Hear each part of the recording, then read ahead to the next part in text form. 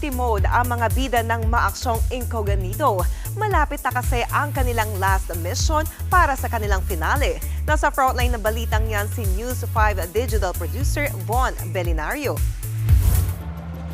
This is war. Matapos silang hanapin, pagtaksilan at sirain, sa huli, hustisya pa rin ang huling misyon ng Contracts. Ito ang ilang pasabog na eksena sa pinakaabangang finale mission ng Incognito. Sina Richard Gutierrez at Daniel Padilla na senti sa nabuong samahan. Every mission habang tumatagal mas nagiging close yung buong grupo. Sayang gawin nito eh. Sayang gawin masyado.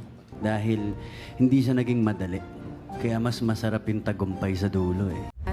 Si Maris Racal naging emosyonal sa MediaCon nang magpaalam sa kanyang role bilang si Gab Rivera. Making this series, making Incognito has saved me. You have no idea how much it saved me and paano ako nag-grow as an actor. And salamat sa pagbigay sa akin ng role na Gab Rivera. Para kay Baron Geisler, redemption niyang Incognito matapos tumaan sa maraming kontrobersya. First show ko na may pagmamalaki ko na hindi ako pumasok sa set na nakainom. And it's so liberating. Abangan ang final mission ng Incognito sa primetime premiera ng TV5.